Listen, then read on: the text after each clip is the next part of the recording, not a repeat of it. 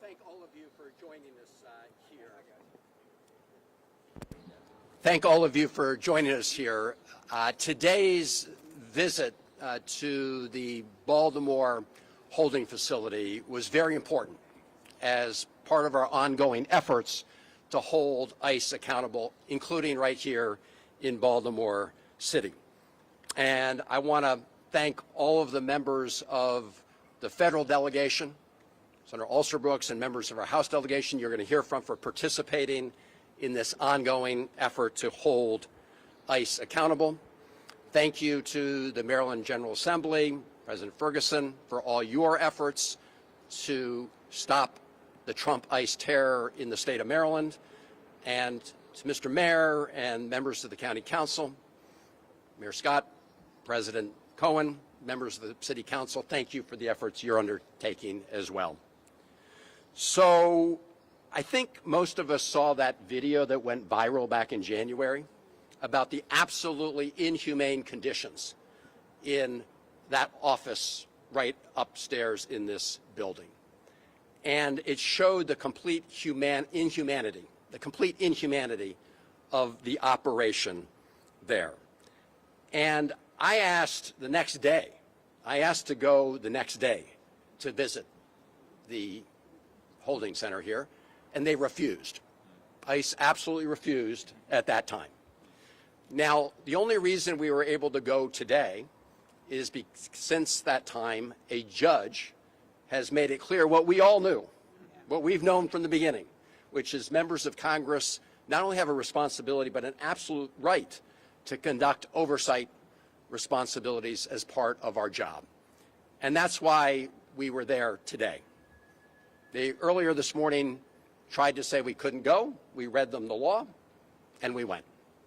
Now today, it happens to be that there's nobody in this facility, so we asked a lot of questions of the acting director there. And I do want to cover a couple key points, because last Friday, Judge Rubin, a federal court judge right here, operating out of this building, issued a really important ruling, which will require them to change the way they do business here.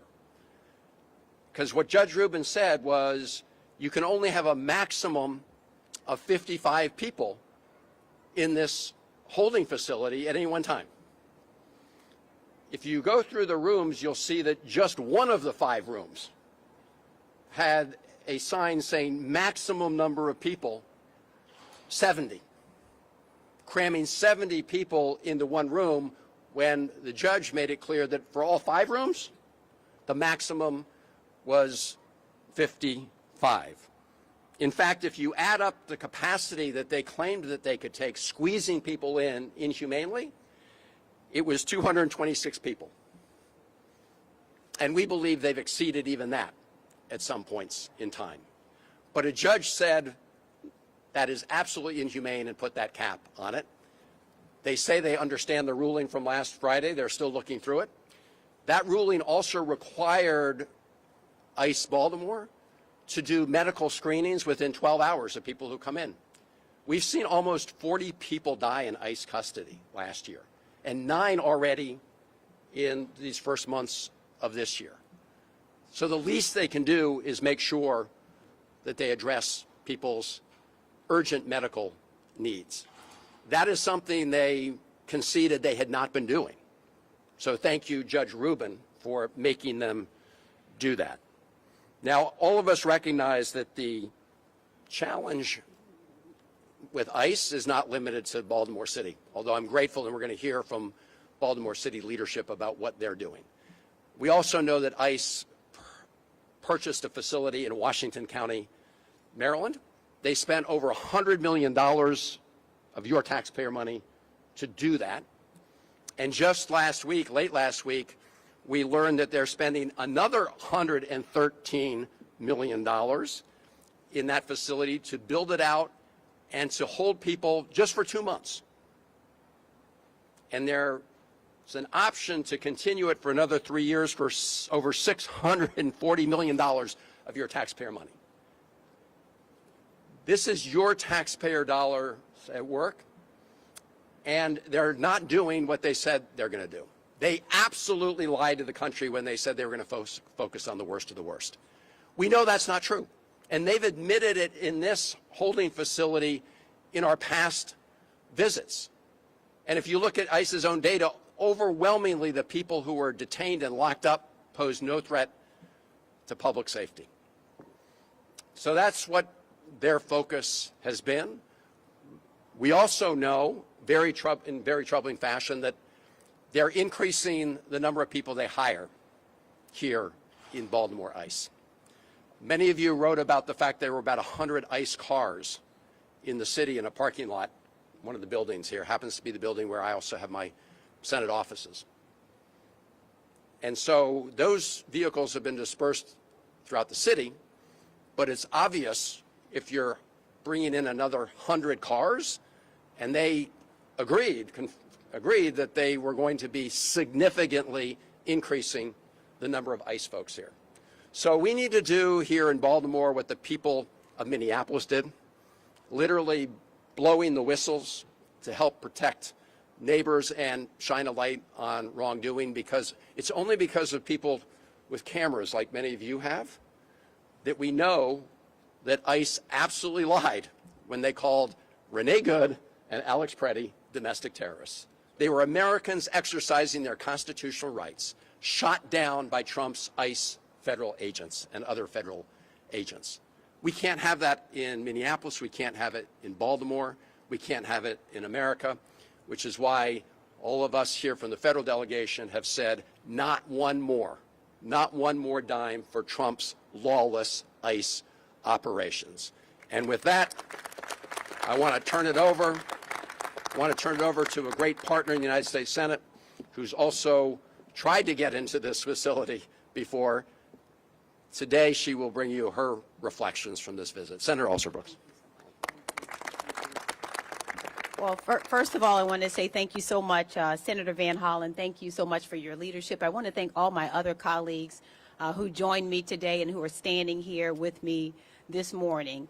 We are on the right side of history here in this delegation. I'm going to tell you, history will not be kind when it records the activities of our country right now relating to ICE.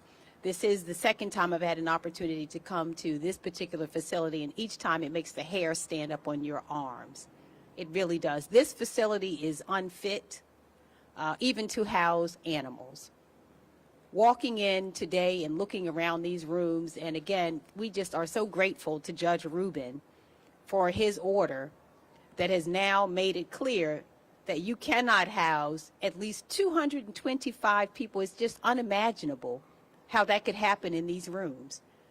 225, and he said now they are only fit for, at the most, 55 people. So these have been, these conditions are inhumane, they are cruel, and they're consistent with the desires of this administration, who have no interest whatsoever in making the lives of Americans better, because if they did, they wouldn't have forward funded $75 billion to fund an operation that is inhumane, and as I've mentioned, is unfit for animals. And so for anyone who wants to understand, and this is not a place to house hardened criminals, the information doesn't support that. What we're seeing instead here are people like a woman who we saw upstairs who has been committed no crime, who's been here for close to 2 decades, who's the mother of a teenage son, and who's nervous today about whether or not she'll be able to go home to rejoin him. This is who they have here, mothers and grandmothers and aunts and uncles who have committed no crime. But $75 billion, so anyone who wants to understand right now why they cannot afford their health care, if you want to understand why you can't afford the cost of groceries, why you can't afford to pay for energy or housing, it's because our government has prioritized at the tune of $75 billion supplemental nutrition programs, the things that help Americans. We have said we cannot afford, but we can forward fund $75 billion of your taxpayer dollars to support a facility like this one that is not fit for animals. It is shameful. And history will record it as such. It is shameful. So I'm going to hand over now the microphone to Congressman Mfume. I want to thank him as well for his leadership, and he will be able to provide his insights regarding today's visit. Thank you very much, Senator Brooks. This is my third trip here, and some of you have been here for each one of those. They don't get any better. They always seem to deteriorate. And I just want to say a couple of things that need to be said. So allow me to be deliberately redundant for a moment and pick up on the Senator's comments about our team. This is a federal agency. This is by and large a federal effort, both the House and the Senate of the United States working together on this. But we've got great partners here in the state of Maryland. And I'd be remiss if I didn't point out the work of our Senate President Bill Ferguson and all the members of the Senate and the House of Delegates, and if I did not point out the work of our Mayor Brandon Scott, and the President of our City Council, Zeke Cohen, and the council members who are here today. That's what it's going to take, a team united against the ridiculous. And it is ridiculous. One of the reasons, as some of you know, I signed on to the articles of impeachment against Kristi Noem is because this whole agency is a sham. It's predicated on the possibility of protecting people, but it's out snatching grandmothers and fathers and ministers off of bus stops, coming out of a Walmart, pulling them out of cars. These things I don't make up. They are happening all over this country. And we don't want them happening here in Baltimore. And yes, I think they're getting ready for a surge, and you just won't seem to admit it. But we're getting ready to deal with the surge, and we are admitting it. We cannot undergo what other cities have gone through. We got to continue to fight back, push back, stand up, speak out, and resist. Now, if I'm wrong, then history will record that. But everything I've seen says that things are getting worse with ICE, not better. And the new replacement that the president has put in place over Kristi Noem is no piece of cake either. So it's important for hardworking Americans to know this is not about the worst of the worst. All of us here want them locked up. All of us here want them deported. All of us here want them off of our streets. But they're going after just the opposite. Anybody that looks a little different, walks a little different, or speaks a little different. It's that kind of stereotype that concerns us. And the people who are snatching them off of our streets, they look like Oath Keepers. They look like the Proud Boys. They look like the disinherited that just found a way to get into the administration and to get hired. We all know they don't get the right kind of training, and they don't get the right kind of direction. So it's a sad, sad situation, but the good thing is that we are all going to fight back and continue to fight back. There's so many issues that trouble us in this country. This is just one, but today this is the one that means the most because of what we just saw upstairs. Senator Brooks is absolutely correct. You would not put your animals in some of these cells that we saw, where the seats are made out of concrete, where the privacy doesn't really exist. There's a toilet, there's a small water bowl in there, and then to throw sponge or plastic blankets and cots out for people to sleep at night. One of the cells, as Chris pointed out, has a capacity of 65. A couple of cells have the capacity of 18. You could not get 5 people in there, not even 5. So the staff here is doing what the staff has to do. They talk about their role, their responsibility, but they are not the ones to answer the questions. Those have to be answered by ICE. And for Senator Brooks to remind us that this great, big, ugly bill that the president was in love with, that passed over our fight and our objections, did bankroll $75 billion for ICE into the future. So you see, there's nothing beautiful about that, and there's nothing beautiful about what we saw upstairs. So this is visit number 3. I want to bring forward Congressman Ivey, who's been here a couple of times, who raised some very cogent points upstairs. Both he and Senator Brooks were prosecuting state's attorneys. They know something about the law, and they certainly know something about the interpretation of Judge Rubin's decision. So please welcome Senator Congressman Glenn Ivey. You'll take the promotion. Okay. Thank you, Congressman. I am disgusted by what I just saw. I've been in and out of law enforcement. I've been practicing law for 40 years, and I've been in jails as a prosecutor, as a defense lawyer. I've interviewed, witnesses and clients in jails. I've never seen anything like that. I really have not. It really was.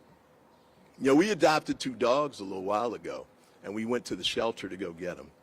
And the shelter space is better than the human space they've got upstairs. I mean, it is truly appalling. As Quasi was just saying, I mean, concrete floors, concrete benches, 1 toilet. The room that's supposed to hold 70 people had 1 toilet.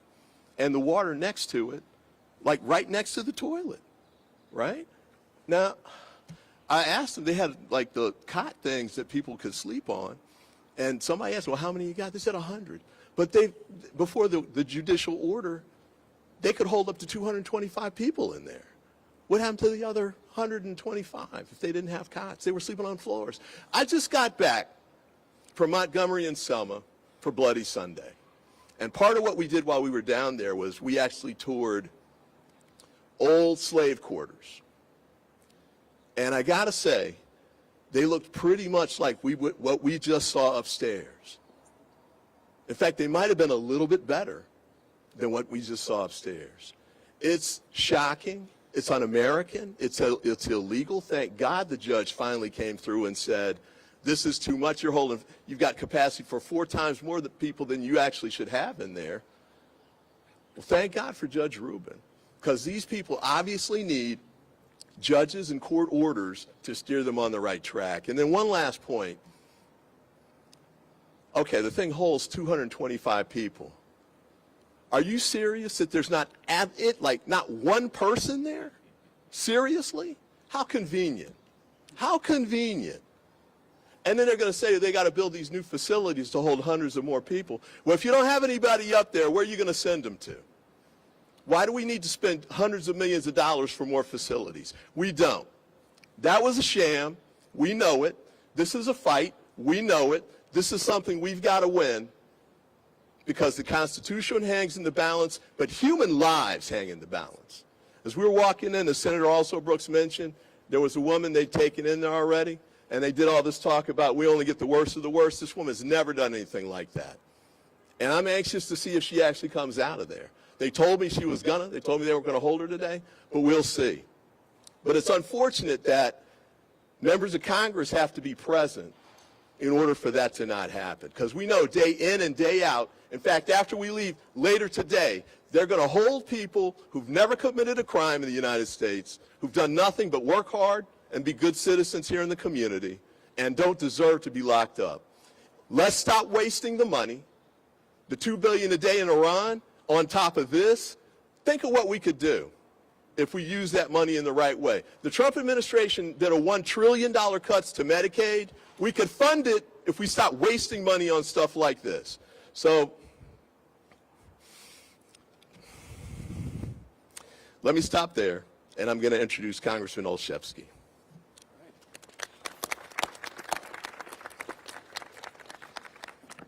So I think you've heard the case made about why Americans are fed up with the way ICE operates.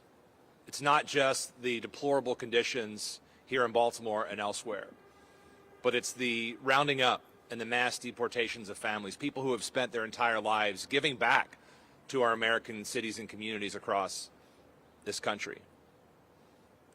It's the lawlessness with which this agency operates.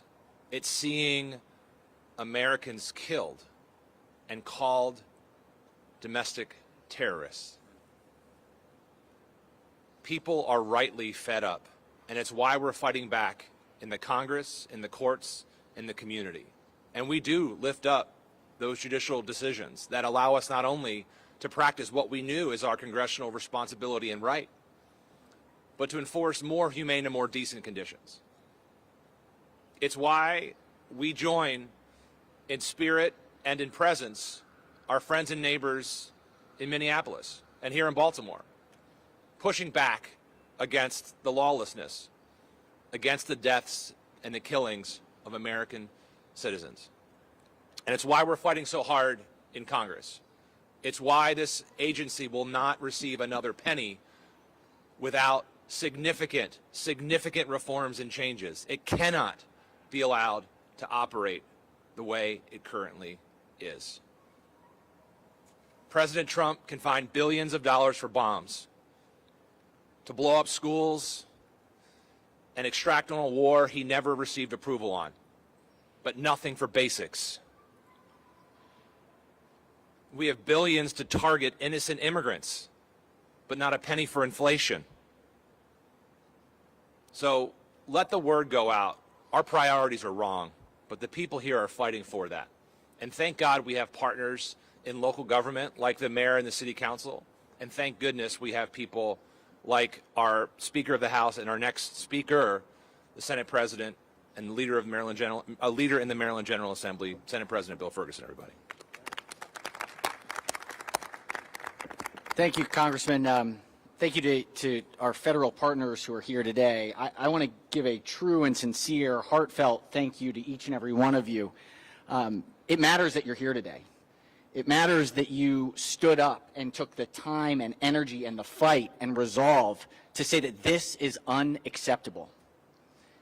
I'd go one step further and say the investments that are being claimed, the $75 billion, cruelty is the objective. Terror is the objective. Unlawfulness is the objective. It is fear that is driving these decisions. It's trying to redefine who we are as Americans, as people, by using fear to split us apart. That's the big challenge here. And I want to say thank you again for standing up to that fear. Thank you for understanding that's not who we are as a people. Thank you for showing up today to believe that we have a different future ahead if we link arms and we fight. I'm so proud of the work that we've already been able to do. We entered session this year knowing that setting a new standard by saying that the unlawful ICE activities were unacceptable. We passed a bill to ban 287G agreements. In the Senate, we've passed a masking ban to say that those who are enforcing laws on the street can't do it anonymously with masks raining terror on their neighbors. We're going to move forward with additional pieces of legislation for these detention centers that will be in Hagerstown, that if there is any way that we can prevent from operating here in the state of Maryland, we will do what we can to prevent it. Because what we know is that what's happening in this building behind me and what theoretically could happen in any future facility will be cruelty, will be terror, and will be unlawful. It's unacceptable. I want to finish with a final point. I see Principal Hornbeck here today, who is a principal in the 46th district of one of the schools, and a number of advocates here from CASA and other organizations that stand strong to fight for families. What I know Principal Hornbeck has been doing every single day this last year is counseling young children whose parents have been stolen from them in the middle of the day, in the middle of the night, and what's left are parents and educators and principals trying to explain what happened to mommy or daddy. That is not the America that we deserve. We must and we will do better, and we'll do it when we stand up with state and federal and local leaders who care and who understand with heart and passion that we are better than this. I want to thank the council president. I want to thank all of the members of the council and bring up an incredible partner in this work, Mayor Scott.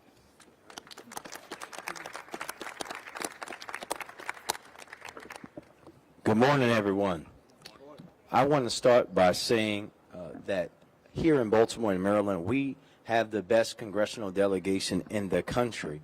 And we are here today because of their leadership and their fearlessness and their commitment to accountability, not just at this facility, but for ICE across this nation. Because we understand, Congressman Olszewski, that there are multiple wars going on right now.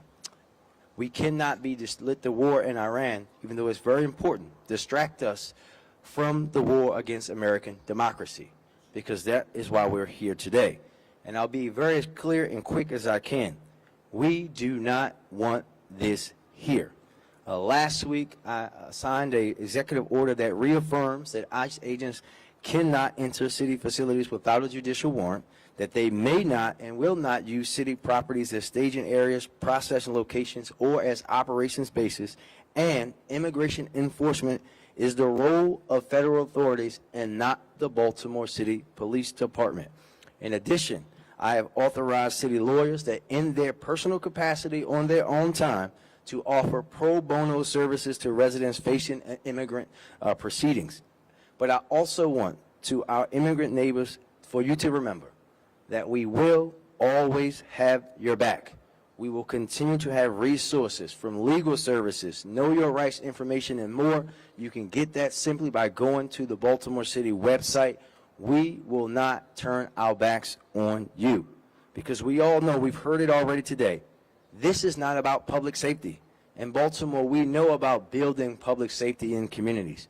This is about lies. This is about fear. This is about power. It's authoritarian, it's fascist, it's racist, and we have to all understand it may not have started with us, but it will never stop. If we let them do it to one group of people, they will keep going until anybody that challenges them, that doesn't look like them, that doesn't pray like them, is no longer in this country. We cannot allow that to happen. And I'm so proud to always have great partners, not just at the state level, thank you, Mr. Senate President, not just at the federal level, but at the local level here in the Baltimore City Council. I know the council and their colleagues have been working on legislation. We cannot wait to continue to partner with them every single day to ensure action that we can take here in Baltimore to serve our residents. Because Baltimore is and will always be a welcoming city.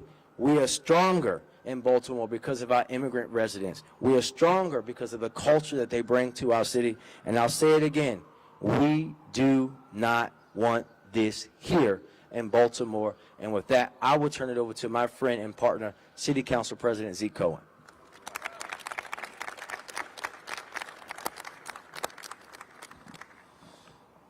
Thank you to our fearless federal delegation, to Senate President Ferguson, Mayor Scott, to my colleagues on the council.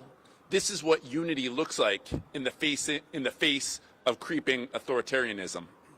Today we will introduce a bill in the Baltimore City Council to ban private detention centers from Baltimore. I'm grateful to Council Members Ramos, Gray, and Parker for their partnership on this legislation, to Mayor Scott for his executive order, and to all my colleagues for standing in solidarity. Let me be clear.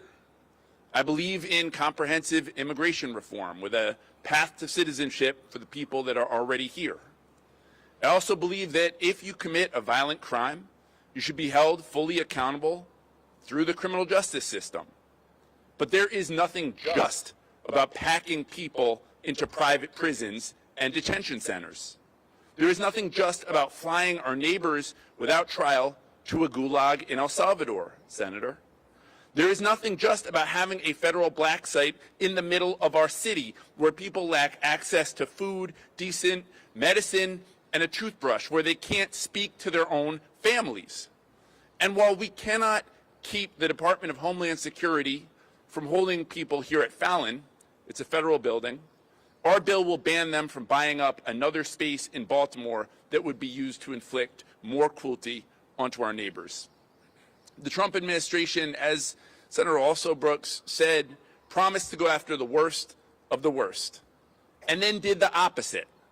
We've watched masked agents jump out of unmarked cars to brutalize our neighbors in front of schools, churches, restaurants, and a Home Depot parking lot. We've seen families torn apart and traumatized. 5 parents have been taken from my son and daughter's school, Principal Hornbeck's school, shuffled around to detention centers.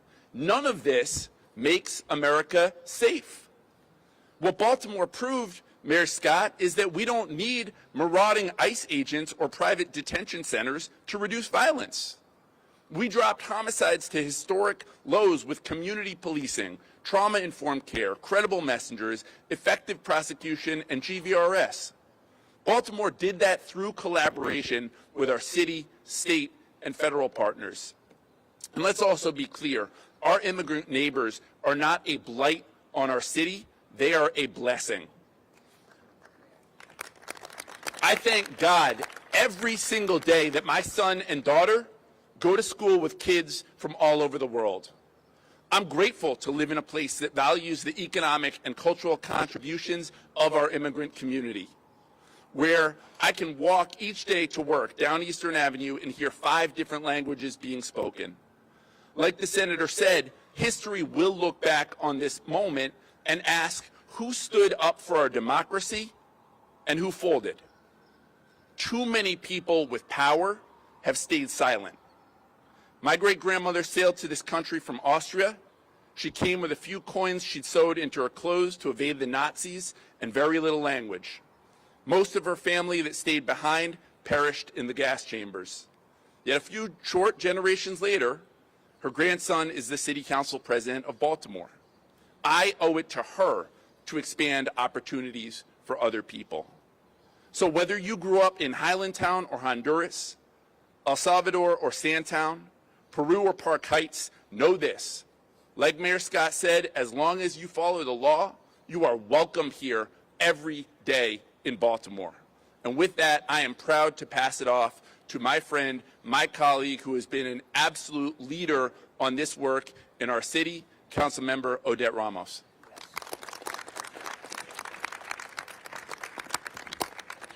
Thank you. Thank you all. This is deeply, deeply, deeply personal for me. As the first, and still the only, hopefully not for too long, but still the only Latina elected official at all in Baltimore City, seeing my neighbors, my community snatched up, feeling the anxiety of mothers like myself, having to plan for separation because it may end up being that we have to separate from our children. Can you imagine that? It is horrifying that our community, who has invested so much, not just in the city, but the entire nation, to come to this country to say that we want to make a better life for ourselves, but also for our communities and for our United States, to be treated this way? Are you serious? It's horrifying. It's horrifying. And so I'm so grateful to the congressional delegation for your fight for our community, for my colleagues in the City Council, for our state partners, because we know how important every single person is in our community. The City Council introduced a bill a couple weeks ago, and we will have a hearing tomorrow called the Safe Spaces and Communities Act that basically codifies what Baltimore has already been doing and will continue to do thanks to Mayor Scott's leadership and the executive order, which is that we are a welcoming city. BPD will not participate, and that every single agency will have a plan for addressing when ICE wants to come into our buildings. They cannot come into our buildings without a judicial warrant. It is a clear mandate, and it sends a clear message that Baltimore is serious. This ends here. This ends now, and that we will not let ICE and this racist, misogynist, white supremacist organization that is our federal government right now take over our city. It's not going to happen. And so, thank you. And so I just want to again thank our congressional delegation for always fighting, and my colleagues, and also the Senate President and our state colleagues. This is a moment for leadership, and I'm grateful that so many of us and my colleagues are stepping up to protect our community. It really, really means a lot to me personally and to our community. I want to bring up also my colleague, Councilman Parker, whose community right now is really facing the brunt of this, and we'll talk a little bit about his experiences. Thank you all.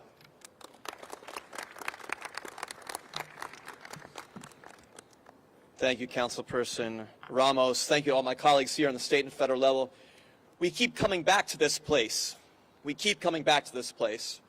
not only on days like this, but alongside our neighbors who come here for check-ins, who come here for answers, who come here in tears and in terror trying to find out information about their roommates, about their friends, about their sibling, their aunts, their parents. We keep coming back here because it's a gaping wound in the heart of our city, and it hasn't been healed yet. The wounds from this place stretch to every corner of our city. It stretches to graduate students at Hopkins and in Morgan. It stretches to refugees from Afghanistan. It stretches to asylee seekers from Somalia. It stretches to every corner of our city and every corner of our state. I've visited with people here from the Eastern Shore and from out in Williamsport and from down by D.C. All of the people are brought here to this place because it's a place of suffering, a place of cruelty, and a place of punishment by design. So we keep coming back because we know it does not represent our city, our state, or the values of the country that we hold dear. We keep coming back because we've been commanded to visit those who are imprisoned, to take care of those who are vulnerable, to stand up and to speak out against injustice done, especially when it's done in our name, against our neighbors. We keep coming back to this place until it is no more, until it is different, until it reflects the kind of city, state, and country that we need and that we demand and that we deserve. Our coming back is a form of resistance, but that resistance happens even more so on the streets of our city as neighbors look out for each other, as they bring each other food, as they take care of each other's kids, as they look out for one another, as they patrol the streets and pass information about what is happening on a daily basis so that people can make decisions about whether it's safe to go to school, to go to worship, to go out to take care of their family needs, to go to Bayview, to go to Johns Hopkins for the medical care. Every day, neighbors are looking out for each other so that they can try to keep each other safe, to reduce the harm, to push back and resist against this evil.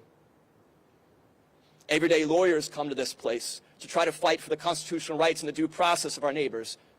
And we thank our mayoral administration for the funding to help make that happen and for the work that's being done to inform people of their legal rights and help prepare themselves and their families here in our community for what happens when this evil touches them or comes close to them.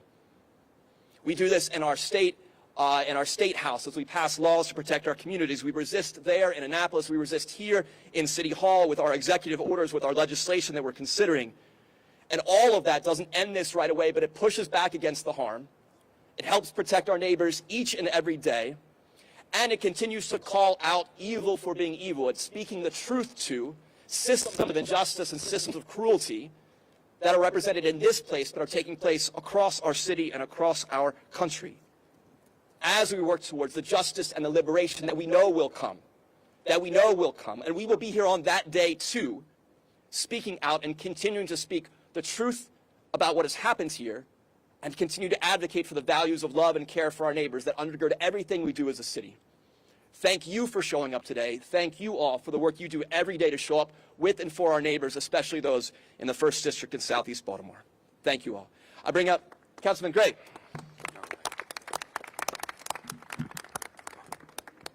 Good morning, everyone. I'm Councilman Gray. What we're witnessing right now in the streets of America and also here in Baltimore City is a civil rights emergency. We have unmarked cars, masked agents, people being detained illegally, detention centers holding people inhumanely. I want to make this clear. This isn't about tools of enforcement. These are tools of fear. And this is why we're all here, because Baltimore City will not allow its staff, its data, our resources, or our facilities to be used as instruments of discrimination against anyone. Those are our immigrant communities, our black and brown communities, or anyone that this administration will see as a target just because they don't adhere to what they would like to see. But I'm here today to also call on all Baltimoreans. This is a moment for all of us to stand up for one another. As a black man in this country, I've seen when communities, and particularly my community, is looked at a different way, when you're looked at as if your lives don't matter, and when you're treated differently than others. And I want to say that when that happens to one marginalized group, it does not stop there. And this is why we're here collectively to stand up for our neighbors.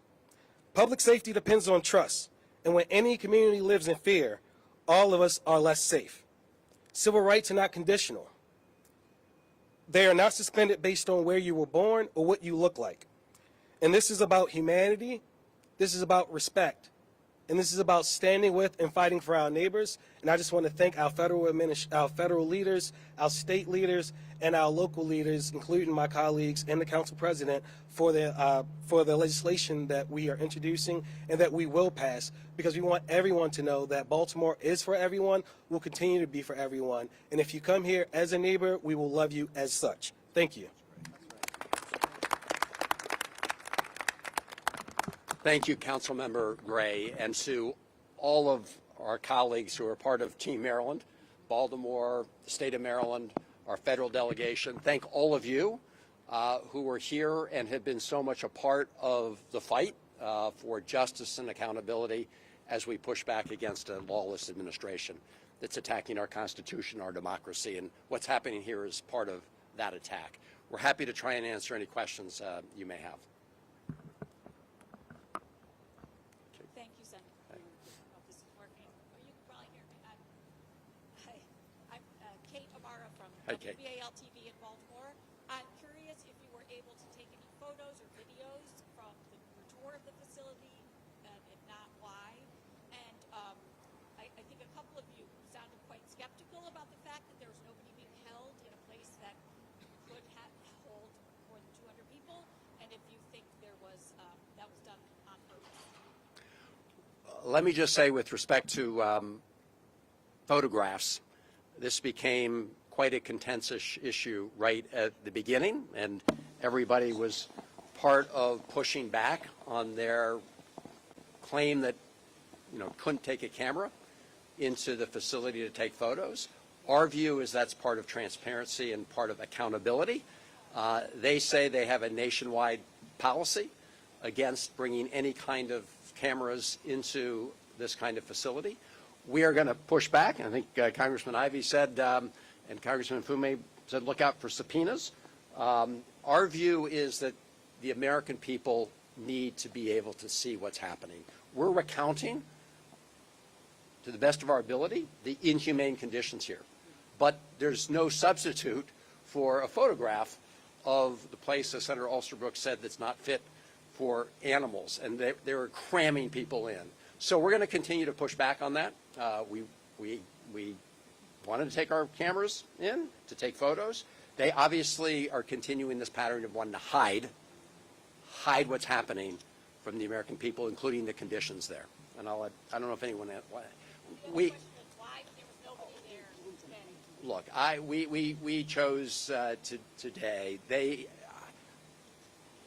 The short answer is I don't know.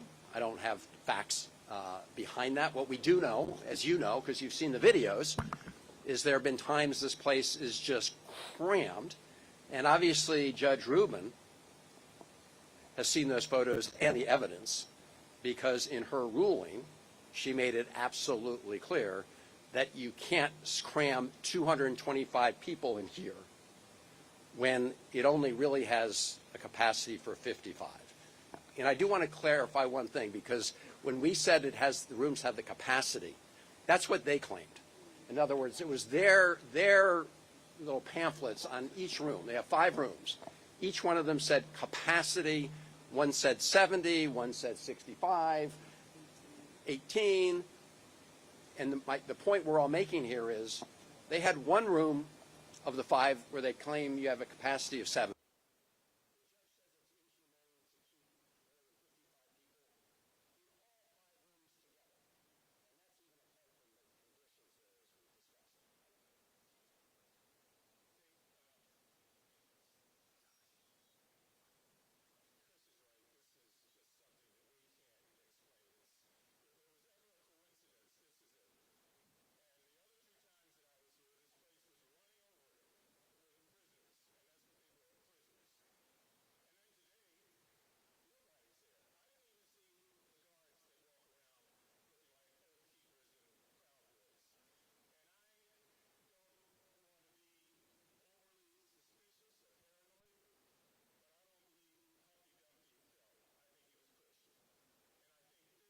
Today, was orchestrated in such a way that we would be here and they would be saying how humane they are because there are no prisoners there.